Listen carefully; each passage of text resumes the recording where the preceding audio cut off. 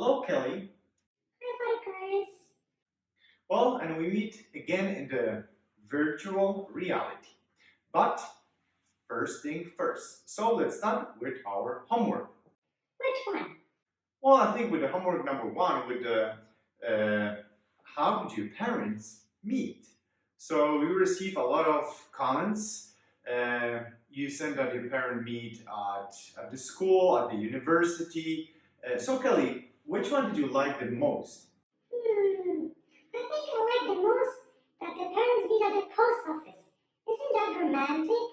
Oh yeah, I think it is. Like maybe she was sending a package or mailing a letter, and boom, there is my fiance or my future wife. Oh yeah, that's so sweet. Sending a letter or package somewhere and meeting a future wife. So I think for Kelly and me, that was the most cute story, very short, of how your parents met. But now we go to homework number. Number 2, the families that were praying together. Well, the siblings that's supposed to pray every day together. So I think we had a good number of people that were praying together, at least that they sign up for the Google document. I believe that some of you didn't sign up, but just pray, I hope. Me too. Well, first we have to make an excuse. A what? Well, yes, you're supposed to excuse yourself. What do you mean? Well, what I mean is that I was up every day at 7:30 and then I was trying to wake you up, but you were like, Excuse me, well, I was tired. Very tired. 8 o'clock. It's very early. Oh no. well, yeah, but we agreed that we're going to get up every day and pray together. So we did it, what, 3 times? It was like Sunday, Wednesday, then Monday. What did you say, Monday? I was tired. Monday is a very difficult day to get up. Okay, so Monday is a difficult day to get up. Tuesday? Well, Tuesday is too close to Monday. That's a good one. So Wednesday, congratulations, you made it. And then when you made it? Oh, on Saturday, of course, because you are a little bit, Shame. well, yeah, you're a little bit ashamed.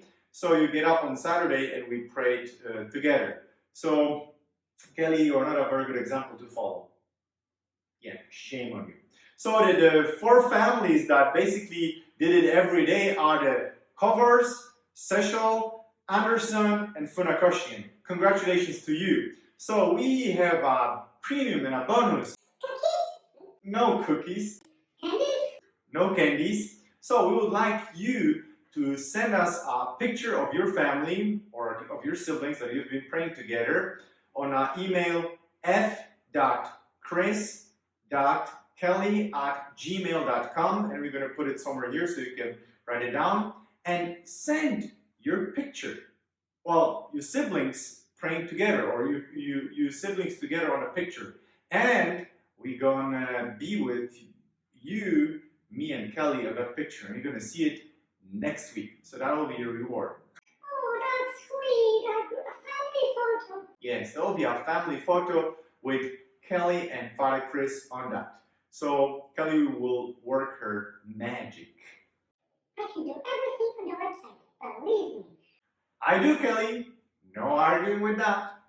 So the homework is checked. So now we can start with our regular meeting, with our regular session.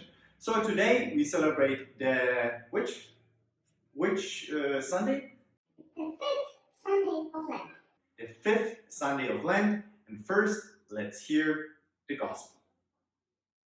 A reading from the Holy Gospel according to John. The sister of Lazarus sent word to Jesus saying, "Master, the one you love is ill." When Jesus heard this, he said, "This illness is not to end in death, but it's for the glory of God, that the Son of God may be glorified through it." Now Jesus loved Martha and her sister and Lazarus. So when he heard that he was ill, he remained for 2 days in the place where he was. Then after this he said to his disciples, "Let us go back to Judea." When Jesus arrived, he found that Lazarus had already been in the tomb for 4 days. When Martha heard that Jesus was coming, she went to meet him, but Mary stayed at home. Martha said to Jesus, "Lord, if you had been here, my brother would not have died. But even now I know that whatever you ask of God, God will give you." Jesus said to her, "Your brother will rise." Martha said, "I know he will rise in the resurrection on the last day." Jesus told her, "I am the resurrection and the life. Whoever believes in me, even if he dies, will live, and everyone who lives and believes in me will never die. Do you believe in this?" She said to him, "Yes, Lord. I have come to believe that you are the Christ, the Son of God, the one who is coming into the world." He became perturbed and deeply troubled and said, "Where have you laid him?" They said to him, "Sir, come and see." And Jesus wept. So the Jews said, "See how he loved him?" But some of them said, "Could not the one who opened the eyes of the blind man have done something so that this man would not have died?" So Jesus, perturbed again, came to the tomb. It was a cave, and a stone laid across it. Jesus said, "Take away the stone." Martha, the dead man's sister, said to him, "Lord, by now there will be a stench. He has been dead for 4 days." Jesus said to her, "Did I not tell you that if you believe, you will see the glory of God?" So they took away the stone. And Jesus raised his eyes and said, "Father, I thank you for hearing me. I know that you always hear me, but because of the crowd here I have said this, that they may believe that you sent me." And when he said this, he cried out in a loud voice, "Lazarus, come out!" The dead man came out, tied hand and foot with burial bands, and his face was wrapped in a cloth. So Jesus said to them, "Untie him and let him go." Now many of the Jews who had come to Mary and seen what he had done began to believe in him. The Gospel of the Lord. Wow! Today we stayed at Our Lady of Guadalupe. Yes, of course. Don't you hear in the news that you should not travel to stay at home? Very wise, Kelly. So today we stayed at the Church of Lady of Guadalupe. So, Kelly, what do you think about the Gospel? First, I think that Jesus wasn't a good friend. Whoa! He was not a good friend? Why? Well, if I had a friend with this power and I would like him, like my friend, if something happened to me, I'm going right away to help him. Oh, you mean that Jesus waited for 2 days until he arrived to Lazarus? Yeah, and he let him die. Why? There was no reason to let him to die. Well, I don't think so. I think there was a good reason, and Jesus even said to her that his death is to show the glory of God. What? So Jesus let him die just because? Just because? Yeah, Jesus let Lazarus die to show the glory of God. I believe that with every death, there is a reason. No. Yes, I do. You mean if someone dies, there is a reason? Is that a tragedy? No, in every death, there is a reason. So let me give you an example from my family. A few years ago, an uncle of mine died. He left 3 girls. All of them were, at that time, in the middle school.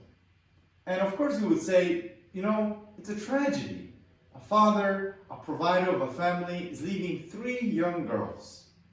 But I would say that was a blessing. They were very spoiled, and he was very good and kind to them. He gave them everything. If he could, he would give them a star from heaven.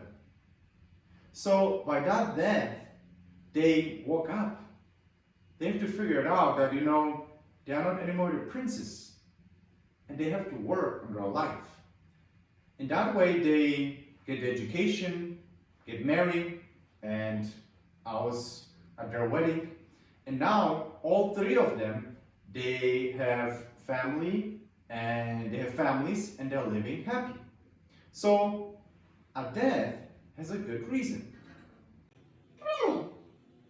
Yes, I believe that through every death, God is showing how powerful He is and that He could do everything. And as He's giving us signs. Through death, He's giving us a sign. Why He cannot give us a sign, I don't know, through an angel or through something else? Well, maybe sometimes we need a very dramatic sign to wake up. And maybe the death sometimes is a sign of that. Are you gonna die? Well, yes, one day I'm gonna die, and maybe, my death will be a sign. Maybe someone will say, well, we need more priests like Father Kris, and some of the kids that may be listening now, they will say, maybe I could be a priest. Maybe I could teach kids just like Father Kris did. If there is one vocation, because of my death, I'm going to die. Do you feel good? Yes. Let me check your fever. I don't have any fever, Kelly, and I'm feeling good. I'm just saying that God is working powerfully. And sometimes He works through the death. And that example was today with Lazarus. He shows His glory. Remember, Martha said, I had faith. I believe that whatever you said, it will happen. And I think that what we need faith. That whatever happens in our world, it has a reason, and God is in charge. No one else, just God. Well, I have to think about it. Good. I don't expect you that you understand everything. I don't understand everything. We just have to believe. And that's what Martha did. She didn't understand. She believed. And I'm asking also you to believe that God is in control and God is powerful. Okay. So, homework. Maybe the homework this week is to write in the comments the person that passed away, and maybe they had a big influence in your life and that who you are.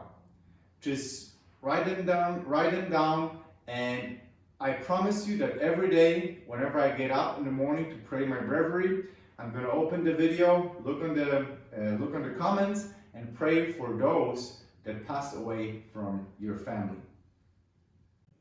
That's a good homework. And of course, I'm encouraging you also, when you do your daily prayers, to remember those who died from your family. And remember that, what they did for you. So, that's all for today. Thank you, Kelly. Thank you, Father Kris. Oh, one thing. If you haven't seen our show during the week, Kelly and the Saints, it's right there. So after this is finished, you can click it and see what happens with Kelly and the Saints. And if you didn't subscribe, right there is a subscribe button. Remember, you have to subscribe and hit the little bell, because if you don't hit the little bell, you will not get notification. So God bless and have a good week.